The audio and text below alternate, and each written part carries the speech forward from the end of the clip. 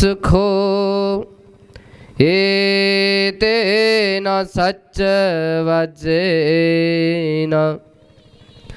सुस्थिते होन्तु सर्वदा एतेन सच्चवचेन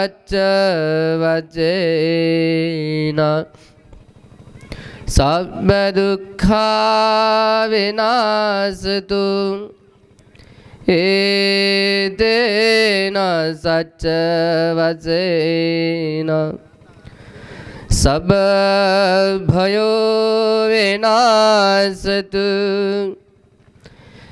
एतेन सच्चवचेन सर्वरोगविनाशतु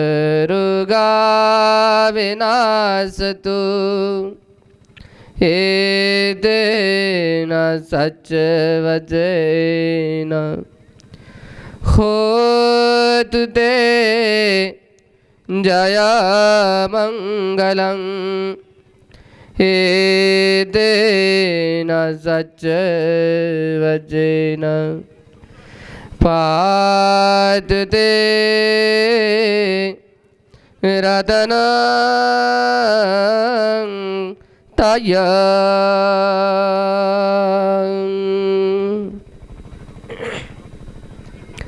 महान कारुणिक महामनिंद्र शास्ता तथागत सम्यक संबुद्ध पवित्र सद्धम्म आणि पवित्र पावन श्रावक संघ या महान अशा तीन रत्नाला त्रिवार अभिवादन.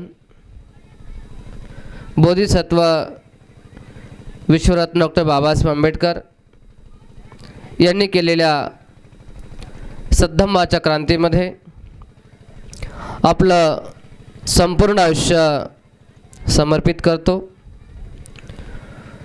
वंदनीय भदंत डॉक्टर भदंत उपगुप्तजी महास्तवीर यांच्या प्रती त्रिवार अभिवादन करतो.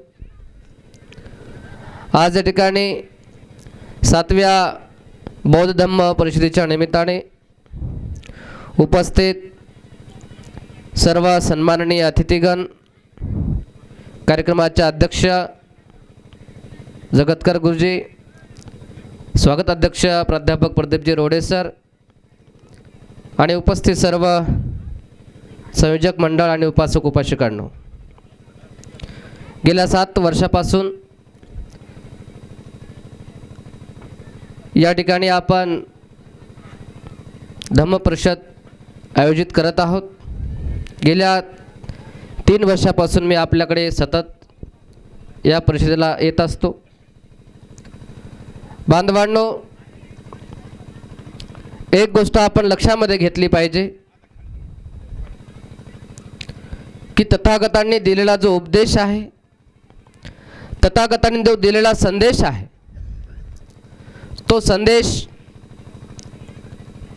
आपल्या मनुष्य जीवनाच्या हितासाठी आहे,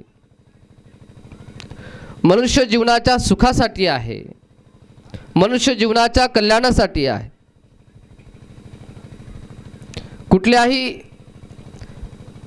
गोष्टीच्या पाठीमागचं कारण जोपर्यंत माणसाला समजत नाही, त्याचा हेतू समजत नाही, तोपर्यंत त्याचं महत्त्व माणसाला कळणं हे कठीण असतं. म्हणून ही एक पहिली गोष्ट आपण समजून घेतली पाहिजे की बुद्धाचा धम्म हा मनुष्याच्या कल्याणासाठी आहे.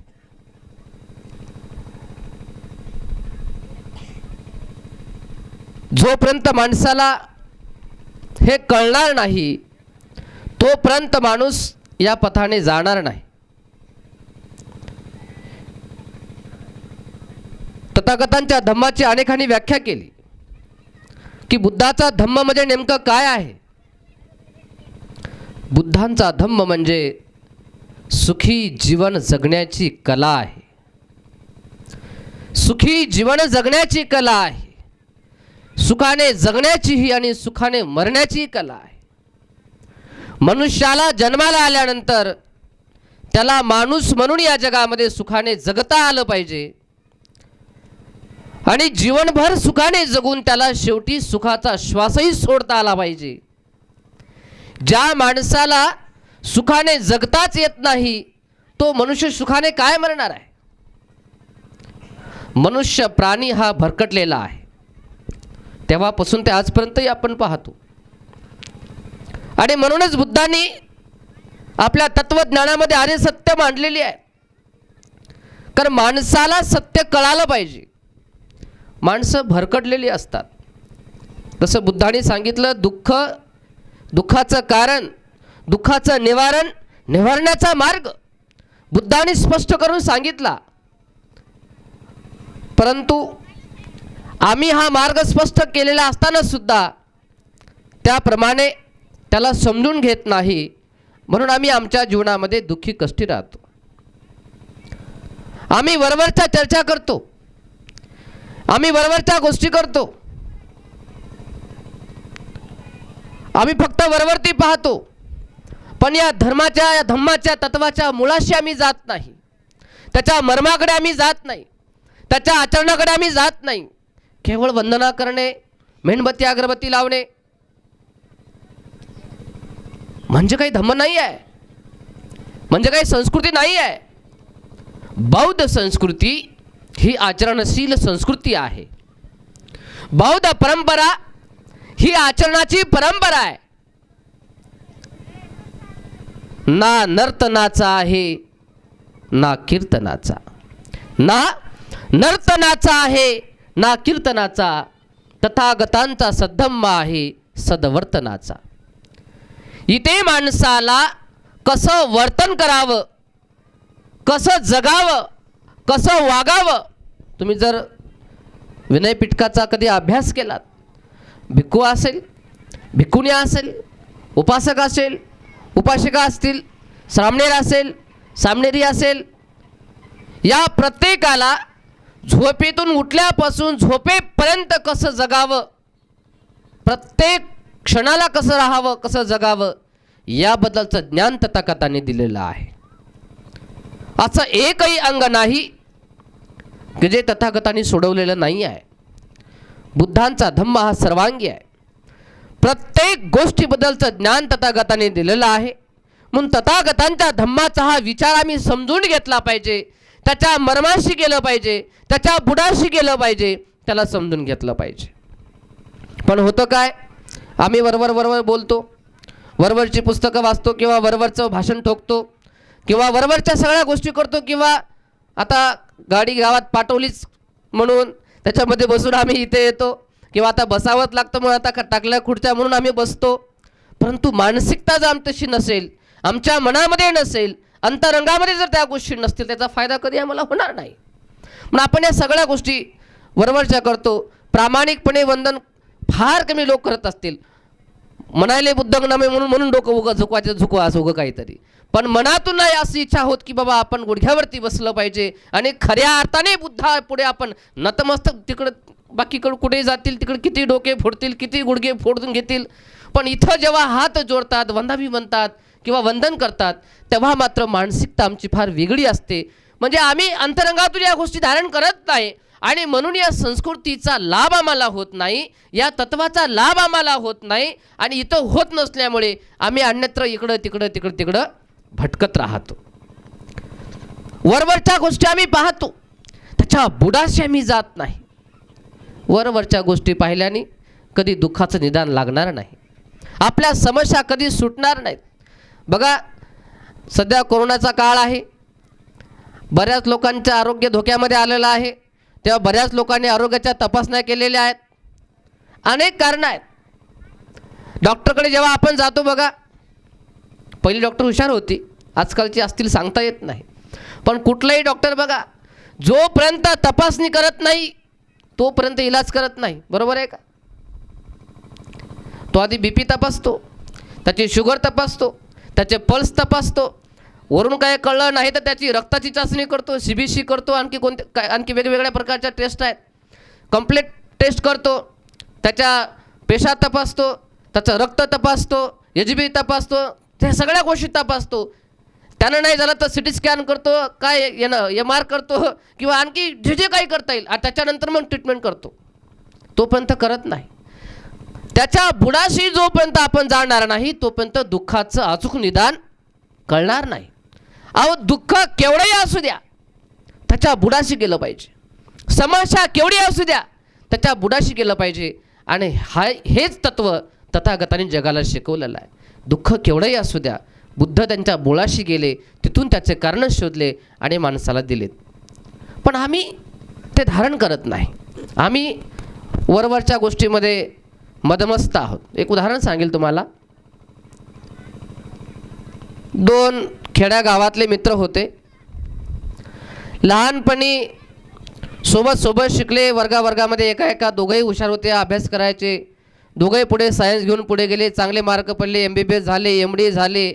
आणि दोघंही जण कोणी मोठ्या सिटीमध्ये ते गेले आणि आपला वैद्यकीय व्यवसाय त्यांनी चालू केला. आणि मोठे डॉक्टर झाले. आणि बऱ्याच दीर्घकाळानंतर, जसे कोरोनाच्या काळामध्ये फार लांब गेलेले माणसं गावाकडे आलेत, तसे ते फार दिवसानंतर आपल्या म्हणजे पूर्वीच्या गावामध्ये आले छोट्याशा. आणि आल्यानंतर चौकामध्ये ते एकमेकांना भेटले. आणि भेटल्यानंतर ते एकमेकांचं कौतुक करत होते, एकमेकांची विचारपूस करत होते. आणि त्यानंतर एकमेकांचा परिचय ते एकमेकांना असा करून देत होते. त्यामध्ये एक म्हणत होता, अरे म्हणे मी एवढा मोठा डॉक्टर झालो की रोज मी 1,00,000 रुपये कमावतो म्हणे. दुसरा म्हणे, अरे मी तर एवढा मोठा डॉक्टर झालो की रोज 2,00,000 रुपये मी कमावतो म्हणे. अरे माझी एवढी प्रॅक्टिस झाली म्हणे, मला एवढा अनुभव आला म्हणे. माझा पेशंट माझ्या पुढे येता क्षणी त्याला काय झालं आणि त्याला काय ट्रीटमेंट केलं पाहिजे हे लगेच मला कळते म्हणे. दुसरा म्हणे, अरे माझी तर एवढी प्रॅक्टिस झाली, मला तर एवढा अनुभव आला, माझ्या पेशंटनं साधा घरून फोन जरी केला तरी मला कळते त्याला काय ट्रीटमेंट द्यायला पाहिजे, त्याला काय झालं असेल. एवढं मला अनुभव आला म्हणे, एवढे माझी म्हणजे त्या ठिकाणी प्रॅक्टिस झालेली आहे म्हणे. दोघं एकमेकांची स्तुती एकमेकांसमोर करत होते, एकमेकांचा परिचय करून देत होते. पण तो दोघंही म्हणजे जरा एक वेगळ्या प्रकारचे होते. म्हणजे ठीक आहे, बघू म्हणे आता कोणाची किती प्रॅक्टिस झालेली आहे, इथंच बघू म्हणे आपण. चौकामध्ये होते. एक समोरून माणूस लंगडत येत होता.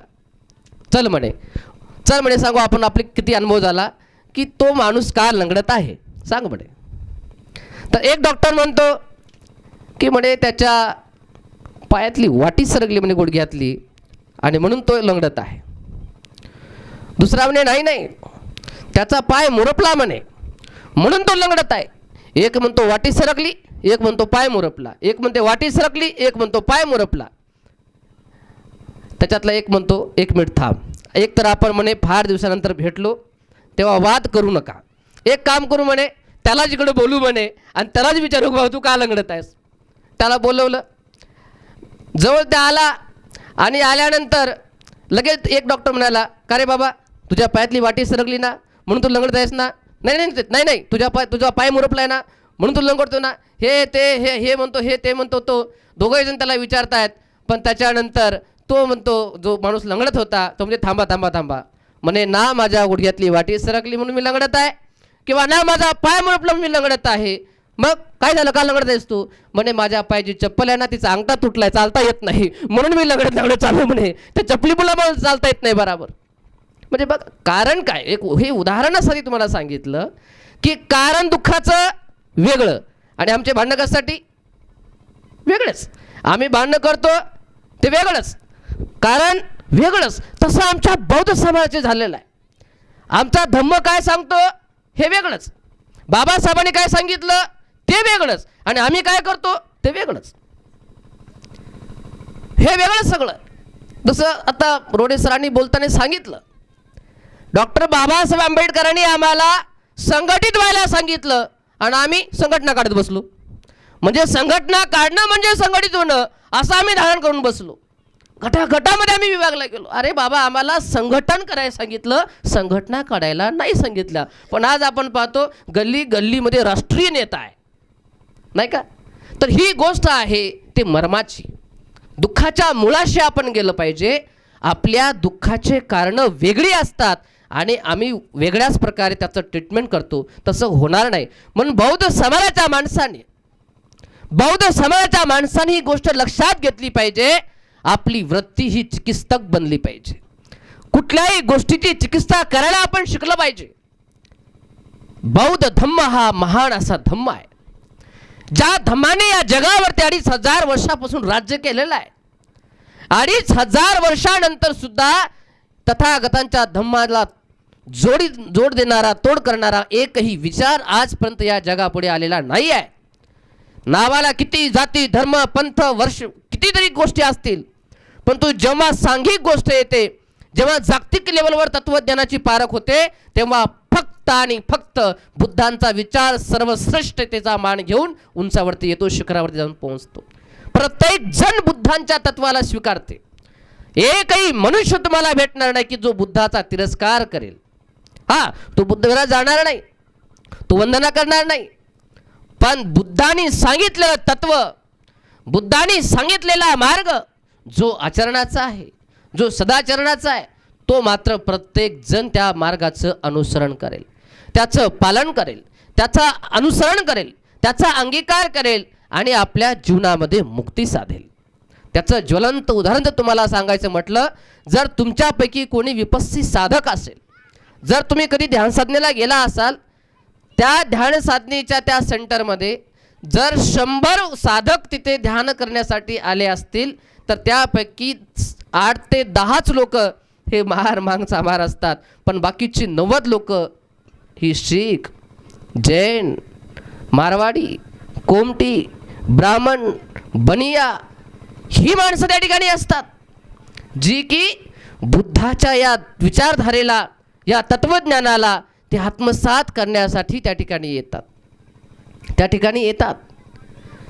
जर तुम्ही या भारतातल्या जेवढे आचार्य आहेत त्यांची जर तुम्ही यादी पाहिली, जर 100 आचार्य असतील तर 10 आचार्य जे आपल्यातून गेलेले असतील, पण बाकी 90 आचार्य हे त्याच मी सांगितलेल्या नावाप्रमाणे तेच आचार्य असतील.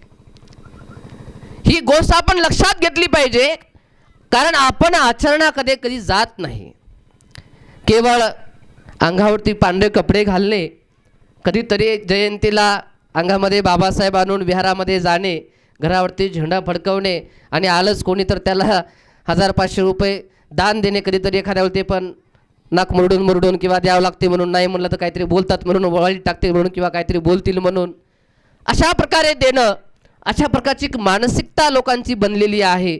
परंतु आचरणाची गोष्ट मात्र अजूनही आपल्यामध्ये आलेली नाही आहे. आणि म्हणून आपण आचरणशील राहण्याचा, आचरणशीलपणे जगण्याचा प्रयत्न आपल्या जीवनामध्ये केला पाहिजे. बुद्धाचा धम्म हा आचरणाचा धम्म आहे बांधवांनो, ही गोष्ट समजून घेतली पाहिजे आपण. जी मानसिकता असते ना, काही लोकांची म्हणजे फार वेगळी मानसिकता आहे. आदरणीय भदंत हे मानसिकतेबद्दल बोलतील. डॉक्टर बाबासाहेब आंबेडकर म्हणाले,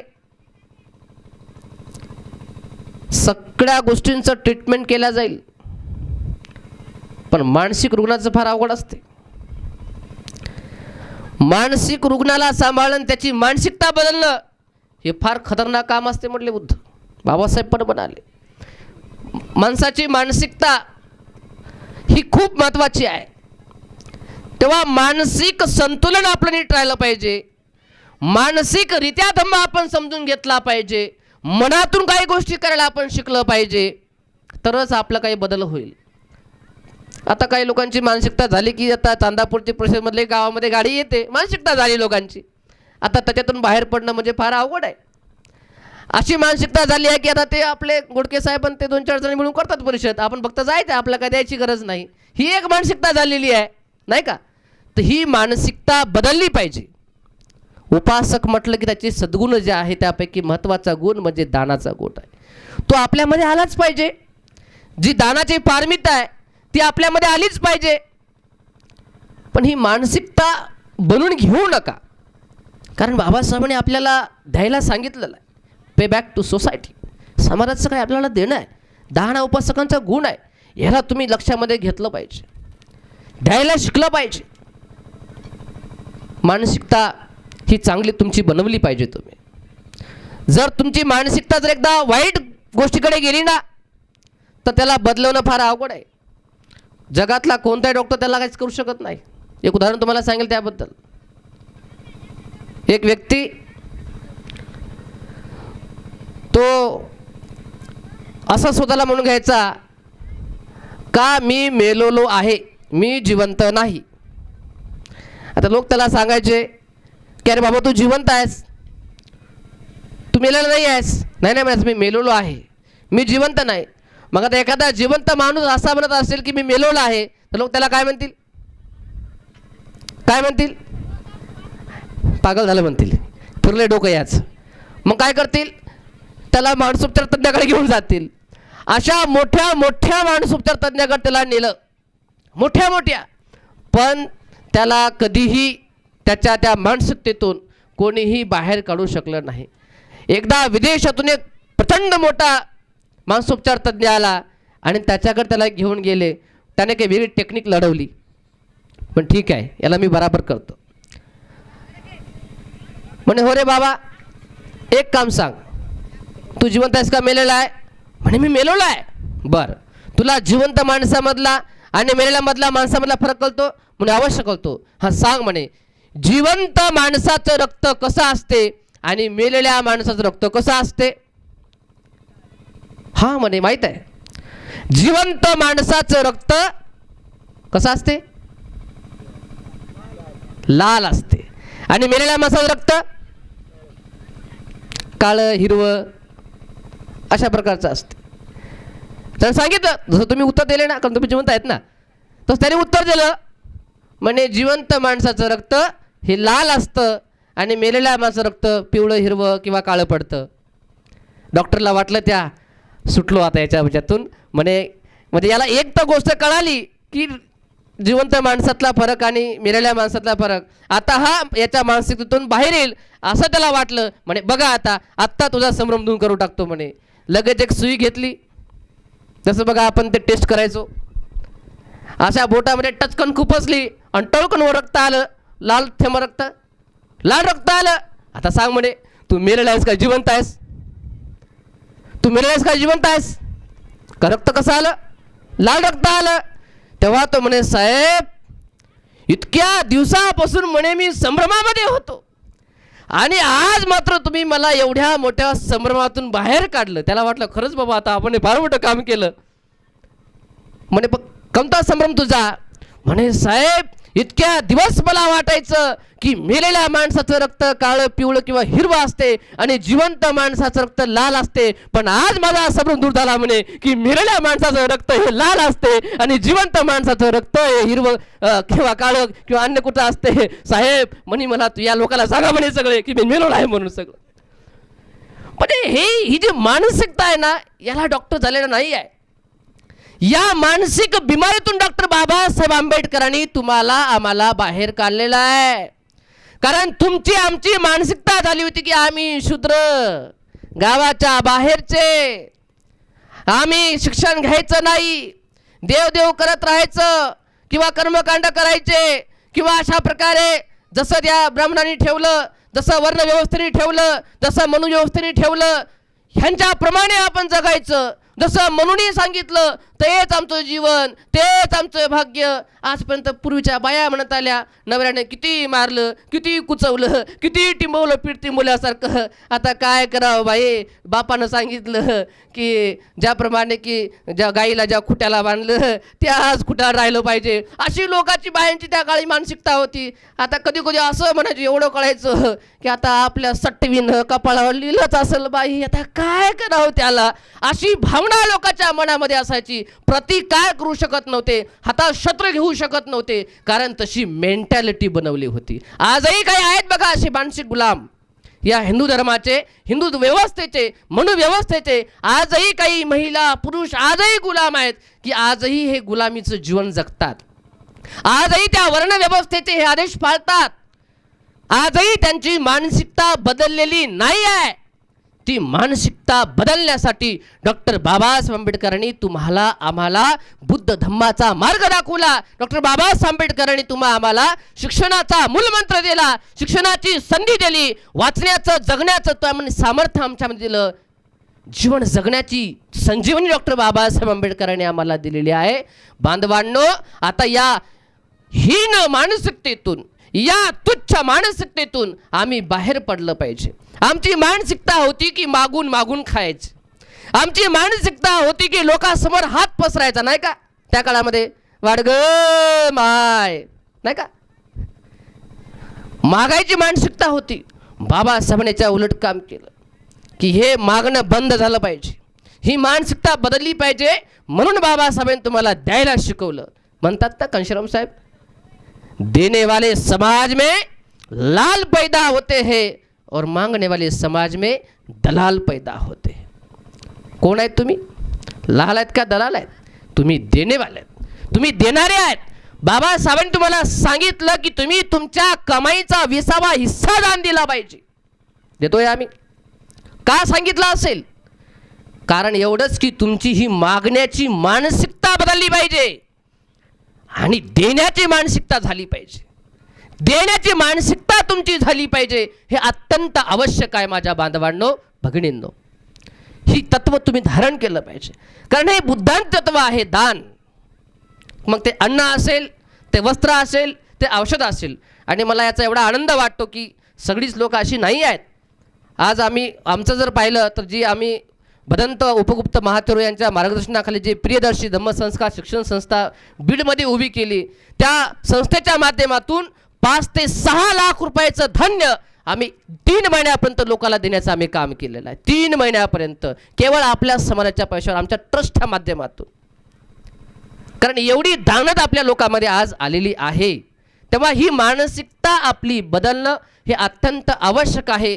तथागताने दिलेला जो सद्धम्म आहे, दिलेला जो मार्ग आहे, तो आपण धारण करणं आवश्यक आहे. आणि ही आपली मानसिकता बदलावी, आपल्यामध्ये सद्गुणाची म्हणजे वाढ व्हावी, आपल्याला धम्म कळावा, धम्माच्या बुडाशी आपल्याला जाता यावं, म्हणून अशा प्रकारचं या धम्म परिषदांचं आयोजन करून या माध्यमातून तुम्हाला विचाराचं धन तुम्हाला देण्यासाठी, तुमची मानसिकता बदलण्यासाठी, या वर्णव्यवस्थेतून, या मनोव्यवस्थेतून तुम्हाला बाहेर काढून तुमच्या मनाला पवित्र करण्यासाठी, तुमच्या मनाला निष्कलंक बनवण्यासाठी, तुमच्या मनाला निष्पाप बनवण्यासाठी, तुम्हाला पवित्राचं जीवन जगता यावं, सन्मानाचं जीवन तुम्हाला जगता यावं, यासाठी डॉक्टर बाबासाहेब आंबेडकरांनी हे धम्माचं तत्व, हे धम्माची दिशा तुम्हाला दाखवलेली आहे. आणि याच धम्माचा प्रचार आणि प्रसार वेगाने व्हावा. खेड्यापाड्यामध्ये हा बुद्धांचा विचार लोकांच्या मनामध्ये रुजावा, लोकांच्या मनोपटलावरती हा विचार जावा, लोकांच्या अंतरंगापर्यंत हा बुद्ध हा विचार जावा. यासाठी अशा प्रकारचे प्रयत्न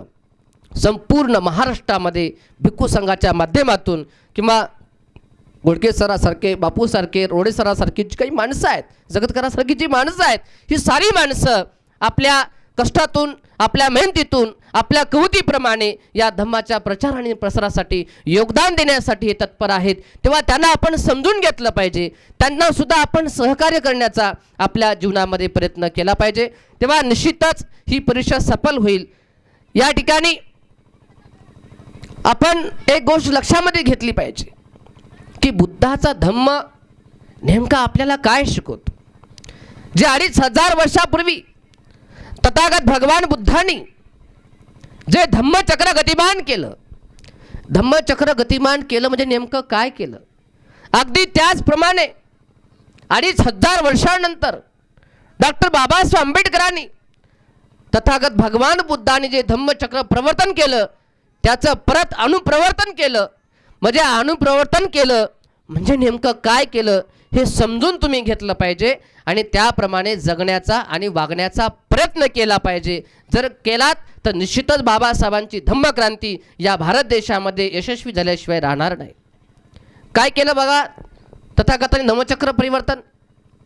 तथागत म्हणायचे हिंसाचार, धार्मिक स्थळी किंवा कुठल्याही कार्यक्रमामध्ये आपण पशु हत्या करायची नाही. कारण त्या काळामध्ये जे हिंसाचार होता हे प्रचंड होता. अहो तुम्हाला जर माहीत असेल, तुम्ही इतिहास जर वाचला असेल, आजकाल लोक तर बकरं कापतात, कोंबडं कापतात, त्या काळामध्ये हल्या कापायचे आणि त्याच्या अगोदर नरबळीसुद्धा होते. म्हणजे माणसं सुद्धा कापले जायचे, माणसाच्या मुंड्या कापल्या जायच्या. ही प्रथा या भारत देशामध्ये होती. आणि या हिंसाचाराच्या प्रथेविरुद्ध तथागतांनी बंड पुकारलं आणि सांगितलं धम्मचक्रामध्ये की कुठेही कुणीही कुणाची हिंसा करता कामा नये. आणि त्यासाठी तथागतांनी शील दिलं, पाना तिपाता वेरमणी, मी जीवहिंसेपासून अलिप्त राहण्याची प्रतिज्ञा करतो. हे धम्मचक्रातली एक गोष्ट तथागतांनी प्रकाशित केली.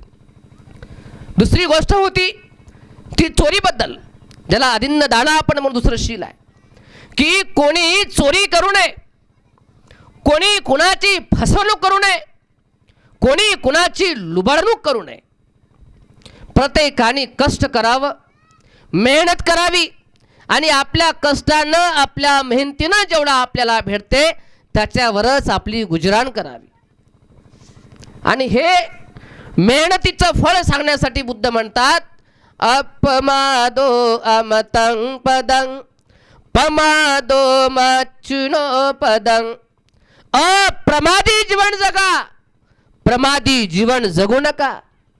कारण प्रमादी जीवन जगाल तर जिवंतपणी मेल्यासारखे जगाल, आणि अप्रमादी जीवन जगाल तर मेल्यानंतरही सुद्धा तुम्ही जिवंत असाल.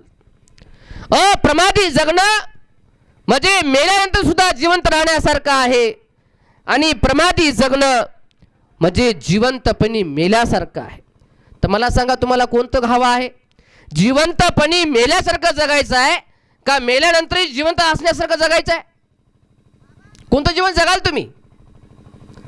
अप्रमादानं जगाल तर मेल्यानंतरही जिवंत असाल, आणि प्रमादाने जगाल तर जिवंतपणी मेल्यासारखे असाल. तर हे प्रमाद आणि अप्रमाद म्हणजे काय? तर प्रमाद म्हणजे आळस. प्रमाद म्हणजे आळस, की आळसाचं जीवन जगू नका. अप्रमाद म्हणजे उत्साह, उत्साहाचं जीवन जगा. कष्ट करा, मेहनत करा, परिश्रम करा. कारण परिश्रम केल्याने, कष्ट केल्याने माणसाकडे भरपूर धनसंपत्ती येते. आयत खाऊ माणसाला काही भेटत नाही. मग त्याच्या पुढे चोरी केल्याशिवाय, लबाडणूक केल्याशिवाय, फसवणूक केल्याशिवाय त्याच्या पुढे कुठलाही पर्याय नसतो. जेही कामं उल्हासाने केले जातात, जेही कामं उत्साहाने केले जातात, ते कामं यशस्वी होतात. पण जे कामं अतिशय निरुत्साहीपणाने केले जातात ते कामं मात्र सदैव असफल होतात. उत्साहाने कामं करा, ते एकदम पूर्णपणे चांगले होतात. तसं म्हटलं, महिलाबद्दल बोलायचं म्हटलं तर समजा एखाद्या बाईला जर समजा कामाचा आळस आला तर सकाळी झाडून काढताना ती आत्रपत्र कशी पण झाडून काढ, इकून तिकून, इकून 4 फडे तिकून 4 फडे मारले की झालं झाडून तिचं. पण ज्या दिवशी तिला उल्हास येईल ना, त्या बेडखाली घुसघुस झाडून काढील, त्या अलमारीखाली घुसघुस झाडून काढील. ती अशी पूर्णपणे इकून तिकून, जळ्या जुळ्या, कणा कोपरा झाडून काढते. जर बाईला कामाचा कंटाळा आला तर ती 4 कपडे धुयायला सुद्धा म्हणजे कुचकुच करते. त्या कपड्याला शिव्या देत देत त्याला कुचवते. असे बळवतात, तसं बळवतात, आयुष्यभर हातही गेले, किती करावं काय नाही हेच आपल्या वाट्याला. त्या 4 कपड्याला शिव्या देत देत कुचू कुचू धुतात आळस आल्यावर. पण तिला काय उल्हास आला एकदा का घरातले हाय नाही तेवढे कपडे काढून धुवून टाकते. बघा तुम्ही, बाईला आळस आला तर सोपं काम, पटकन खिचडी टाकून देते, नाही तिकडं खा वाटलं काय जाय तिकडून, जाय तिकडं, नाही तर करून काय. आणि ज्या दिवशी उल्हास येईल ना, 4 भाज्या बनल्याशिवाय राहत नाही. लॉकडाऊनमध्ये बघा फार फायदा झाला त्या गोष्टीचा. काय काय बाया म्हणल्या, म्हणतो जे आम्हाला लॉकडाऊन झालं फायदा झाला. म्हणे कसं काय? म्हणे आमच्या घरच्याने एवढे यूट्यूबवर पाहू पाहू म्हणे काही पदार्थ शिकले, आता आठवड्यातून 2 दिवस फक्तच करतात म्हणे. मला बरं झालं बाबा, लॉकडाऊन हा एक फायदा करून दिला की माणसाला पण स्वयंपाक करायला चांगलं शिकवलं. तर म्हणजे सांगाय तात्पर्य की उल्हास असेल तर आपण भरपूर काही चांगलं करू शकतो, आणि आळसाने मात्र आपण एकही काम नीट करू शकत नाही. आणि आळशी माणूस जगामध्ये कधीही यशस्वी होऊ शकत नाही. पण उत्साही माणूस, कष्ट करणारा, परिश्रम करणारा, मेहनत करणारा माणूस या जगामध्ये तो भरपूर काही धन कमावतो. आणि जर तुमच्याकडे भरपूर धन असेल, जर तुमच्याकडे भरपूर पैसा असेल तर तुम्हाला कुणाला लुबण्याची गरज नाही. तुमच्यामध्ये दानत्व येईल, तुमच्यामध्ये देण्याची भावना निर्माण होईल. आणि म्हणून बुद्धाने आपल्या या धम्मचक्रामध्ये सांगितलं की कोणीही कुणाची चोरी करता कामा नये, कोणीही कुणाची फसवणूक करता कामा नये, कोणी कुणाची लुबाडणूक करता कामा नये. तिसरी गोष्ट सांगितली आहे ती म्हणजे मिथ्याचाराबद्दल, की प्रत्येक मनुष्याने शीलाचं जीवन जगावं. धम्म म्हणजे नीती, नीती म्हणजे धम्म सांगत असताना बुद्ध म्हणतात की धम्माचं मर्म, धम्माचं अंग म्हणजे शील आहे. शीलं किरेव कल्याणं शीलं लोके अनुत्तरं. शील हेच माणसाचं कल्याण करते. शील हेच माणसाला उच्चतम अशा अवस्थेपर्यंत घेऊन जाते. दुःशील माणसाचा लोक सन्मान करत नाहीत. दुःशीत लोकाला दूषित माणसाचा लोक कधी गौरव करत नाहीत, त्याचं कधी अनुकरण करत नाहीत, त्याला कधी चांगलं बोलत नाहीत. आणि दूषित माणूस कधी सुखाने उठतही नाही, सुखाने झोपतही नाही आणि सुखाने जगतही नाही आणि शेवटी ते सुखाने मरतही नाही. मरता मरता पण ते म्हणजे दुःख देऊन किंवा काहीतरी विचित्र काहीतरी काम करून तो आपल्या जीवनामध्ये संपतो. म्हणून बुद्धांनी म्हटलेलं आहे की आपण ब्रह्मचर्याचं आठवड्यातून 1 दिवस तरी पालन केलं पाहिजे, उपवास व्रत तुम्ही धारण केलं पाहिजे आणि अशा प्रकारे या कामे स्मिच्छाशीलाचं पालन तुम्ही केलं पाहिजे. मिथ्याचार तुम्ही करता कामा नये. या कामाग्नीला बुद्ध म्हणाले अग्नी समान तुम्ही जाणलं पाहिजे, तप्त गोळ्या समान तुम्ही जाणलं पाहिजे आणि त्याच्यापासून तुम्ही अलिप्त राहण्याची प्रतिज्ञा केली पाहिजे, त्याच्यापासून तुम्ही दूर झालं पाहिजे, हे बुद्धांनी म्हटलेलं आहे धम्मचक्रामध्ये. चौथी गोष्ट बुद्ध म्हणतात ते वाणीबद्दल की कुण्याही व्यक्तीने कुणाही सोबत खोटे बोलता कामा नये, गैरव्यवहार करता कामा नये, अपशब्द बोलता कामा नये किंवा कुठल्याही प्रकारे कुणाला शिव्या देणे, निंदा करणे, नालस्ती करणे हे योग्य नाही आहे. तर प्रत्येक माणसानं बुद्धाचा धम्म हा सत्यवादी आहे. सत्यच बोलावं, प्रेमानं बोलावं, आपुलकीनं बोलावं तर निश्चितच तुम्हाला त्याचा फायदा होऊ शकतो. बांधवांनो, तुम्ही लोकाला आरेरावीने बोलाल आणि लोक तुम्हाला सन्मानाने बोलतील असं कधी होऊ शकेल काय? तुम्ही एकाला बघा जोरात बोलायला लागले आणि त्याने तुम्हाला लय हात जोडून बोलावं, शक्य आहे का? म्हणजे आपल्याला वाटतं की मला प्रत्येकाने रिस्पेक्ट देऊन बोललं पाहिजे आणि आपण मात्र त्यांना एकदम पूर्ण अपमानित बोलायचं. तर हे बुद्धाने शिकवलं नाही आहे. इंग्रजीमध्ये म्हण आहे टेक रिस्पेक्ट गिव्ह रिस्पेक्ट, सन्मान द्या आणि सन्मान घ्या. अहो तुम्ही लोकाला प्रेमाने बोला, लोकही तुम्हाला प्रेमाने बोलतील. तुम्ही लोकाला खरं बोला, लोकही तुम्हाला खरं बोलतील. तुम्ही लोकांना आपुलकी द्या, लोकही तुम्हाला आपुलकी देतील. बघा ना, तुम्ही एखाद्या बाईला म्हणा कशी काय हो, बरी आहे का? तुम्ही हो बाई मी खूप छान आहे, तुम्ही कशा आहे हो, आहे का नाही? आणि कसं काय तुम्ही बरे आहे का? हो बाई बरी आहे. बघा तुम्ही आणि तुला कसं वाटायला, तुला कसं वाटायला बघा तुम्ही. एक म्हणलं की दोन, दोन म्हणलं का 3, सगळा पारा म्हणजे चढतच जाते. बघा कधी कधी एखाद्या नवऱ्यानं बायकोला शिवी देऊ द्या, तो बाप लयच खराब. बघा ती काय तुम्ही खानदार खराब आहे म्हणते जाय तिकडं. म्हणजे बघा तुम्ही एक शिवी दिली त्याच्या बापाला, तिच्या बापाला द्या, ती तुमच्या सगळ्या खानदारीला शिवा देते. कशामुळे? नका देऊ ना बाबा. म्हणून प्रेमानं बोला, आपुलकीनं बोला, सत्य बोला, योग्य बोला, कठोर बोलू नका. या वाणीला तुम्ही सांभाळा. मुखी वाचा सत्य बोल आणि बोलताना सांभाळ तुझा तोल. जरा तोललं पाहिजे, सांभाळलं पाहिजे, या वाणीवरती संयम ठेवला पाहिजे. जेवढं ज्या गोष्टी तुम्ही प्रेमानं म्हणजे जिंकू शकाल त्या गोष्टी क्रोध करून, द्वेष करून किंवा खोटं बोलून, ठगून तुम्ही कधीहीच त्या गोष्टी प्राप्त करू शकणार नाही आहेत. म्हणून आपल्या या वाणीवरती संयम ठेवा, या वाणीला सांभाळा. हे बुद्ध म्हणतात की हे शब्द शस्त्रासारखे असतात आणि हे शब्द फुलासारखे असतात. एखादी व्यक्ती, एखादी बाई समजा सुंदर साडी घालून आली, सुंदर गजरा लावून आली आणि तिला जर म्हटलं किती छान दिसायला व बाई, तर तिला असं वाटतं की माझ्यावर असे काही फुलं पडाले का आहे की, आणि तिला म्हणा बरं आणि जमल तेच लेसावं, साजल तेच घालावं असं म्हणा. बघा तिचं असं कसं होते ना, हिला काय कच्चं खाऊ, काटेचा ठेचा करू, काहीचं काय भरीत करू, काहीचं काही इथं तिला कुचू, असं माणसाला वाटते. बघा तुम्ही, म्हणजे बघा ते काळजाला सरकन लागते माणसाच्या. कधी कधी म्हणतात बाई मला अशी बोलली, मला असा बोलला, माझ्या काळजात चरकन केलं म्हणतात. मला असं म्हटलं, मला तशी म्हटली, जीवनभर विसरणार नाही. काही लोक तर म्हणतात मरेपर्यंत विसरणार नाही, मेलं तर मातीला जाणार नाही, जीवनभर तोंड पाहणार नाही. काही लोक तर म्हणतात की 7 जन्मापर्यंत विसरणार नाही म्हणतात. काय माहीत जन्म आहेत का नाहीत, पण म्हणते 7 जन्मापर्यंत विसरणार नाही. मला असा बोलला, मला अशी बोलली. हे वाणी फार विचित्र आहे. म्हणून या वाणीतून अपशब्द येता कामा नये, या वाणीतून कुठल्याही वाईट गोष्टी आपण बोलता कामा नये. खोटं बोलणं, ठगवणं, फसवणं ह्या गोष्टी आपण सोडल्या पाहिजे. हे तत्व तथागत भगवान बुद्धाने आपल्या धम्मचक्रामधून तथागतांनी सांगितलेलं आहे. 5वं तत्व सांगितलेलं आहे मद्यपानाविषयी, की कुठल्याही मनुष्याने मद्यपान करता कामा नये. मद्यपान करणारा व्यक्ती हा कमकुवत होतो. मद्यपान करणारा व्यक्ती हा अस्थिर असतो. मद्यपान करणारा व्यक्ती हा विचलित होतो. मद्यपान करणारा व्यक्ती हा लुबाडला जातो.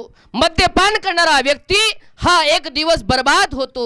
मद्यपान केल्याने रोगाला आमंत्रण मिळते. मद्यपान केल्याने संपत्ती हळूहळू कोरल्या जाते. मद्यपान केल्याने नातेवाईकातला समाजातला मान सन्मान गौरव हळू कमी व्हायला लागतो. आणि एक दिवस आपलेच लेकरं आपल्यावर थुकायला लागतात. आपलेच लेक आपल्याला लाथा मारायला लागतात. आपल्या घरातच आपल्या बाजूपासून आपला अपमान सुरू व्हायला लागतो. आणि हळूहळू माणसाचं जीवन सगळं बर्बाद व्हायला लागतं. जीवन तर बर्बाद होतेच, समाजातला मान सन्मान बर्बाद होतोच, स्वतःची पद प्रतिष्ठा बर्बाद होतेच, स्वतःचा पैसाही बर्बाद होतोच, पण त्याचबरोबर माणसाचं शरीरही बर्बाद होते.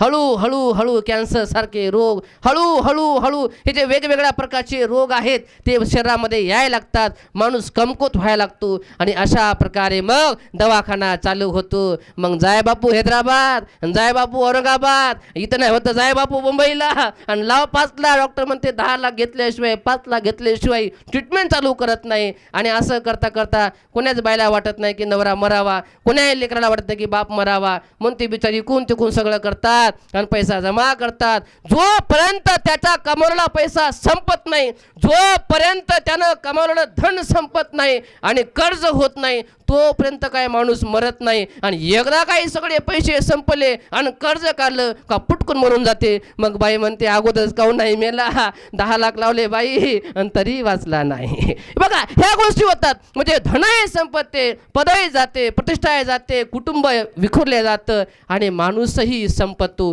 म्हणून मद्यपान करणं योग्य नाही. सुरा मिरये मज्जपमाद ठाणा वेरमणी सिक्खापदं समादियामी. हे पंचशील तथागत भगवान बुद्धांनी आपल्या या धम्मचक्राच्या माध्यमातून तथागताने या जगाला दिलेलं आहे. तथागत म्हणतात धम्मचक्रामध्ये हे नास्तिकपणा म्हणजे काय आहे, तर बुद्ध म्हणतात की सत्कार्य आणि माणुसकीचा तिटकारा माणसाने सोडून दिला पाहिजे. तथागत आपल्या धम्मदर्शनामध्ये सांगतात धम्मचक्रामध्ये की माणुसकीचा तिटकारा करणं सोडलं पाहिजे आणि सत्कार्याचा तिटकारा करणं सोडलं पाहिजे. माणसाने कुशल कार्य करत राहावे. जसं बुद्धाने सांगितलं सब पापस्स करणं कुशलस्स उपसंपदा. कुशल कर्म माणसाने करावे, कुशल कार्य माणसाने करावे. माणसाने केलेल्या चांगल्या कामामुळे, चांगल्या कर्मामुळे माणसाचं जीवन हे मातीमोल असलेलं सोन्यासारखं होते. आणि माणसाने केलेल्या वाईट कर्मामुळे, अतिशय पाप कर्मामुळे, दुष्कर्मामुळे सोन्यासारखं जीवन माणसाचं मातीमोल होतं. मातीमोल जीवन सोन्यासारखं व्हायला आणि सोन्यासारखं जीवन मातीमोल व्हायला आपले कर्म कारणीभूत असतात. म्हणून या कर्माला सुधारण्यासाठी माणसाने सत्कार्य करत राहिले पाहिजे. सत्कार्याचा तिटकारा माणसाने करता कामा नये आणि आपल्यातली माणुसकी कधी कमी होता कामा नये. म्हणून अहंकार न करणे, गर्वाने न वागणे, सदैव माणसाने नम्र राहणे, लीन राहणे. जसं आता सांगितल्याप्रमाणे माणसाने आपले पाय जमिनीला चिटकून ठेवले पाहिजे. थोडंसं काही भेटलं म्हणून हवेमध्ये जाता कामा नये. लय पैसा आला, लय पद भेटलं, लय मोठी प्रतिष्ठा भेटली, लय लोक चांगलं म्हणाले म्हणून आपण त्या आविर्भावामध्ये जाता कामा नये. तर आपण माणुसकी ही जपली पाहिजे. पुढे बुद्ध म्हणतात की माणूस हा त्याच्या गुणाने श्रेष्ठ समजावा, त्याच्या जातीने किंवा जन्माने तो श्रेष्ठ नाही समजला गेला पाहिजे. माणसातले जे गुण आहेत त्याला आपण श्रेष्ठ समजलं पाहिजे. माणसाचं जेव्हा आपण विश्लेषण करतो, माणसाला जेव्हा उच्च किंवा नीच आपण लेखतो, तर ते त्याच्या गुणावर त्याला तुम्ही लेखलं पाहिजे. जर माणसाचं वर्तन चांगलं असेल, माणसाचं वागणं चांगलं असेल, माणसाचे विचार चांगले असतील, तर तो माणूस चांगला समजावा. मग तो गरीब असेल, हीन असेल किंवा कुठल्याही प्रकारचा असेल, पण विचार चांगले असतील, वर्तन चांगलं असेल, वाणी चांगला असेल, कर्म चांगले असतील, तो माणूस श्रेष्ठ समजावा. पण एखादा माणूस पैसेवाला आहे, पदावाला आहे, प्रतिष्ठेवाला आहे, पण त्याचं वागणं योग्य नाही, त्याचं बोलणं योग्य नाही, त्याचं जगणं योग्य नाही, त्याचं वर्तन योग्य नाही, त्याचं चरित्र योग्य नाही, तो किती जरी पैशावाला असला आणि केवढ्याही मोठ्या जरी परिवारामध्ये जन्मला, तर तो माणूस तुम्ही तुच्छ समजला पाहिजे. म्हणून माणूस हा जातीने किंवा जन्माने श्रेष्ठ नसून माणूस हा त्याच्या कर्तृत्वाने, कर्माने आणि चांगल्या गुणाने श्रेष्ठ समजला गेला पाहिजे. हे तत्व तथागत भगवान बुद्धांनी आपल्या धर्मचक्राच्या माध्यमातून जगाला सांगितलेलं आहे. पुढे बुद्ध सांगतात की वैर सोडून दिल्यानेच माणसाचे वैर शांत होते. नाही वेरेन वेराणी समंतीचे कुदाचन, ही बुद्धाची वाणी आहे की वैरानं वैर कधी शांत होत नाही, वैरानं वैर कधीच म्हणजे नष्ट होत नाही, तर ते अवैरानच होते. तुम्ही प्रेमाने सगळं जग जिंकू शकाल. जसं बुद्ध म्हणतात की तुम्ही हे 2 हातामध्ये शस्त्र घेऊन तुम्ही 4 माणसंही मारू शकत नाही, पण हेच 2 हात तुम्ही जोडले तर सारं जग, तुम्ही त्या जगाचं हृदय तुम्ही जिंकू शकता, नाही का? आणि म्हणून हे वैर तुम्ही सोडलं पाहिजे, निवैरपणाने तुम्ही जगलं पाहिजे. तुमचा शत्रू कोणी नसला पाहिजे आणि तुम्ही सुद्धा कुणाचे शत्रू नसले पाहिजे. आणि हे कधी होईल? जेव्हा तुम्ही शीलवान असाल, नीतिवान असाल, तुमच्यामध्ये वैचारिकता असेल, तुमच्यामध्ये विवेक असेल, तरच तुम्ही करू शकता. म्हणून आपले जुने भांडण, तंटे, वाद विवाद आपण असे भिजून ठेवता कामा नये. कुठल्याही गोष्टी बघा, लय दिवस राहिल्या त्याचा वास घाण येते बघा. कुठल्याही गोष्टी, तुमचं वरण बघा किंवा तुमच्या कुठले धान्य बघा, किंवा आता या मागच्या नोटबंदीमध्ये लोकांना कळालं की लय दिवस पैसे ठेवले की कसं होतंय ते, कुठे ठेवलं तर कुठल्याही गोष्टी अशा लय जपून जपून सांभाळून ठेवल्या का त्याचा पुढे काहीच उपयोग होत नाही. तर त्या गोष्टी हलक्या हलक्या हलक्या आपण करत राहिल्या पाहिजे, त्याला दूर करत राहिलं पाहिजे. तसं वैर आपण कायम मनामध्ये ठेवू नये, तर हळूहळू हे वैर आपला आपण सोडून दिलं पाहिजे. पुढे 8वी गोष्ट बुद्ध सांगतात की धर्मगुरूंनी जे सांगितलेलं बहुजन हिताय बहुजन सुखाय, सदाचार हे आपले आचरण आहे, हे आपण विसरू नये. प्रत्येक भिक्खू, तो अडाणी असेल, तो शिकलेला असेल किंवा आणखी कसाही असेल, तर तो तुम्हाला आचरण सांगेल, तो तुम्हाला शील सांगेल, तो तुम्हाला सदाचार सांगेल. जो सदाचार बहुजनांच्या हितासाठी आहे, बहुजनांच्या सुखासाठी आहे, तर ते तुम्ही धारण केलं पाहिजे. तसं मी तुम्हाला सुरुवातीला पहिल्याच वाक्यात म्हटलं की ही गोष्ट लक्षामध्ये घेतली पाहिजे की बुद्धाचा धम्म हा मनुष्याच्या कल्याणाचा आहे. पण हा कल्याणाचा विचार हे जे आपले धर्मगुरू जगाला सांगतात, तेव्हा त्यांच्या वाणीचा आपण आदर केला पाहिजे. आणि त्याचा आदर केवळ ऐकून बसलो म्हणून आदर नाही आहे, तर ती गोष्ट तुम्ही आचरणामध्ये उतरवण्याचा प्रयत्न तुमच्या जीवनामध्ये केला पाहिजे. हे आपल्या तत्वातून आठी गोष्ट तथागत भगवान बुद्ध आपल्या धर्मचक्राच्या माध्यमातून जगाला सांगतात. तथागत सांगतात 9वी गोष्ट की आपण नीतिमूल्याचं पालन केलं पाहिजे. जर तुम्ही नीतीने वागाल, जर तुम्ही नीतीचं पवित्र राखाल, तर निश्चितपणे तुम्हाला अमृताचा लाभ होईल. तुमचं जीवन अतिशय सुखकर पद्धतीने तुम्ही जगू शकाल, निश्चित तुमचं कल्याण होईल. म्हणून बुद्धाचा धम्म हा नीतीवर आधारित आहे. डॉक्टर बाबासाहेब आंबेडकरांनी द बुद्धानी धम्म या ग्रंथामध्ये सरळ लिहिलं. धम्म म्हणजे काय? हा धम्म हा टॉपिकच आहे. त्याच्यामध्ये एका वाक्यात सांगितलं म्हणजे नीती, नीती म्हणजे धम्म.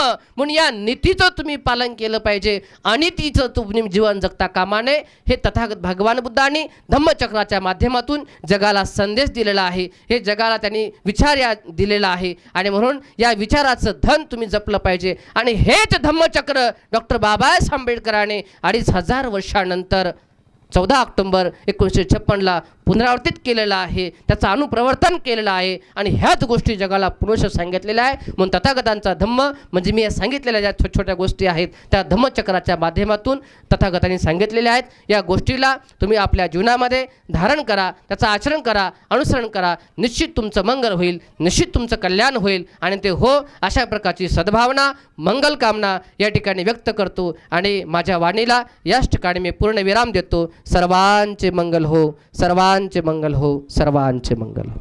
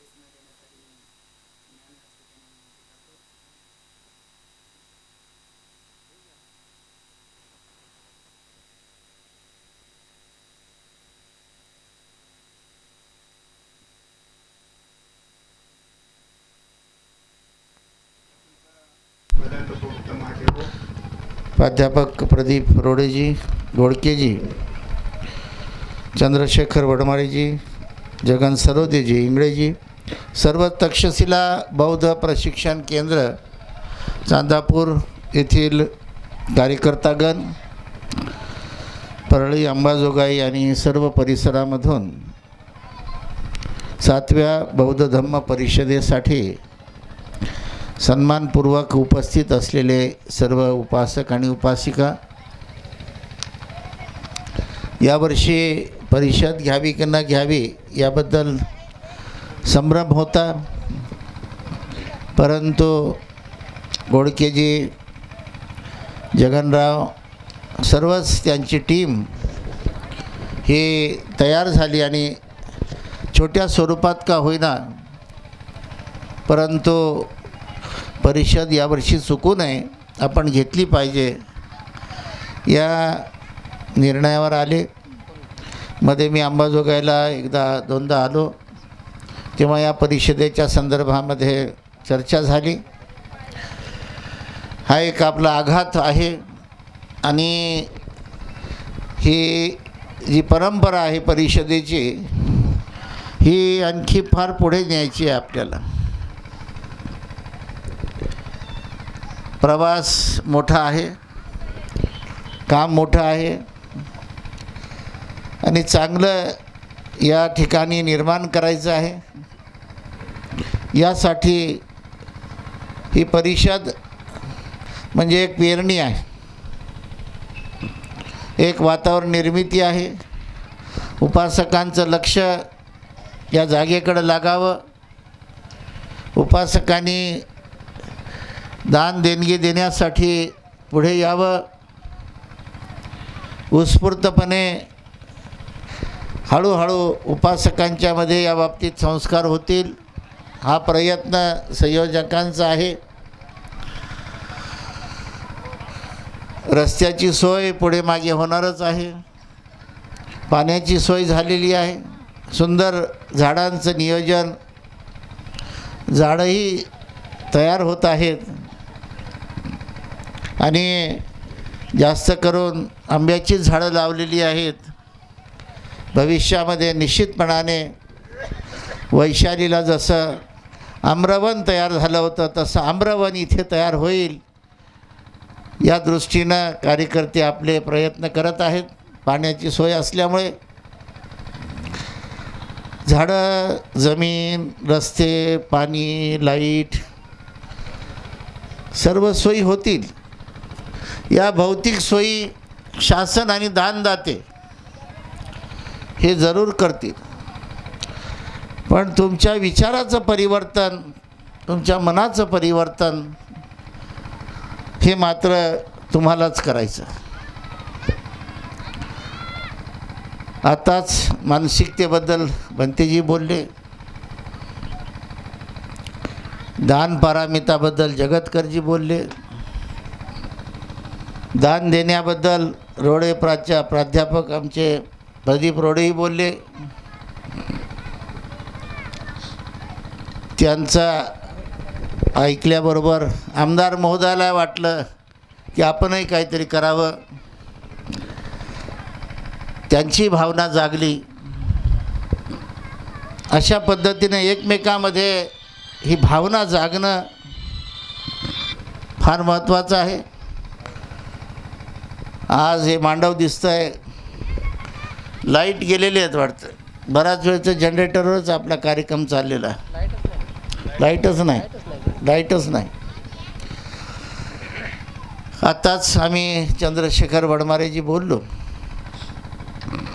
कारण हा प्रयोग आम्ही अंबाजोगाईला केला अगोदर. मला वाटतं 2-3 वर्ष आपण यशस्वी परिषद अंबाजोगाई शहरामध्ये घेतली.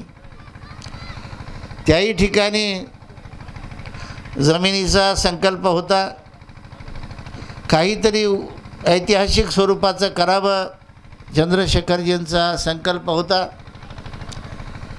पण कोणत्या का रूपानं होईना, अंबाजोगाई परळी काही वेगळं नाही. त्यांचा संकल्प तिथे संकल्प केला होता जसे बाबासाहेब आंबेडकरांनी 1935ला येवल्याला घोषणा केली, मी ज्यात जन्मलो त्यात मरणार नाही, धर्मांतराची, आणि नागपूरला ती घोषणा पूर्ण केली, तसे आमचे घोडके असतील, चंद्रशेखरजी असतील, यांनी अंबाजोगाई संकल्प केला आणि तो चांदापूर परिसरामध्ये संकल्प पूर्ण होत आहे, याचं एक आपल्याला वेगळं समाधान आहे. आणि नक्कीच त्यांच्या संकल्पनेतून, तुमच्या सर्वांच्या संकल्पनेमधून, कारण मी आता संपूर्ण मराठवाड्यामध्ये जवळपास धम्म प्रचाराचे केंद्र उभं करण्यासाठी वेगळे प्रयत्न केलेले आहेत आणि जे नियोजनबद्ध प्रयत्न केलेत जगतकरजी, ते आपले सक्सेस होत आहे. दाभडला आपला प्रयत्न सक्सेस झालेला आहे. ती 35 वर्षापूर्वी जागा घेतली, धम्म परिषद सुरू केली आणि तिथून धम्म परिषदेची सुरुवात महाराष्ट्रात सर्वकडे झाली. आमचे डॉक्टर SP गायकवाडजी तिथे प्रयत्नशील आहेत. 25 कोटी रुपये शासनानं दिले. आज 13 कोटीचं काम पूर्ण झालेलं आहे. 11-10 कोटीचं काम आता होत आहे. 65 फूट अशोक स्तंभ चुनारच्या दगडामध्ये, आज ऐतिहासिक एक स्तंभ, जे चक्र आपल्या ध्वजावर, तिरंगी ध्वजावर, नाण्यावर आहे, सिम्बॉल आहे, ते स्तंभ आज 65 फुटाचा अजय दाभडला उभा झालेला आहे. पूर्णेला आमचा जो संकल्प होता त्याही ठिकाणी प्रशिक्षण केंद्र आपलं उभं झालेलं आहे. अजिंठ्याचा आत्ता उल्लेख केला रोडेजींनी, अजिंठ्यालासुद्धा आपण प्रयत्नशील आहोत. एवढी मोठी जमीन आणि तिथे काम उभं झालेलं आहे. लातूरला आमचे छोटे भंतेजी मैयानंद, तिथेसुद्धा आपण 9 एकर जमीन घेऊन कामाला सुरुवात केलेली आहे. असेच आंब्याची झाडंसुद्धा तिथे लावलीत. परवा निवास निर्माण केलं आहे. बीडलासुद्धा आपलं कोणतं गाव, शिवनीला बीडच्या सर्व उपासकांनी मिळून, मी बऱ्याच दिवसाचं त्यांच्या पाठीमागे होतो की या परिषदा, कार्यक्रम, भाषण, प्रवचन हे ठीक आहे, पण काही विधायक उभं करणार की भविष्यासाठी, नेहमीसाठी, त्यांनी मनावर घेतलं. बनते धम्मशीलच्या सहयोगाने आज बीडलाही उभं राहत आहे. जालन्याला बनते अंगुलीमालच्या माध्यमानं उभं झालेलं आहे. चौका, औरंगाबादच्या जवळच आपला चौका एक सेंटर आहे. आमचे doctor Harshdeep Kamble IAS officer आहेत, उद्योग सचिव आहेत. त्यांनी थायलंडची पत्नी केली आणि ती बहुधा उद्योजक आहे. त्यांच्या समन्वयातून आज चौक्याला मोठं धम्म प्रशिक्षण केंद्र आपलं उभं झालेलं आहे. या मराठवाड्याशिवाय परवा बनते ज्ञानरक्षित आणि मी नगर जिल्ह्यामध्ये आम्ही गेलो. त्या नगर जिल्ह्यामध्ये बरेच लोक महार ख्रिश्चन झालेले आहेत. आमचा एक प्रयत्न आहे, तिथे एक छोटे भंतेजी आहेत. नगर जिल्ह्यामध्ये 5 एकर जमीन एका भिल्ल समाजाने आपल्याला दान दिलेली आहे. जशी ही जमिनीचं जगतकरांनी केलं पुढाकार घेऊन, तिथेही झालेलं आहे. संगमनेर तालुक्यामध्ये ती जमीन आहे. तेव्हा पहिलीच परिषद आम्ही तिथे परवा 26 जानेवारीला घेतली आणि आता आमचा पुढचा प्रयत्न आहे की जे जे महार ख्रिश्चन झालेले आहेत त्यांच्या TCवर महार आहे सगळ्यांचे, त्या सर्वच्या सर्व महारांना परत बौद्ध करण्यासाठी आम्ही आता प्रयत्न सुरू केला आहे. पहिली परिषद आम्ही काल 2 जण तिथे करून आलो त्या नगर जिल्ह्यामध्ये.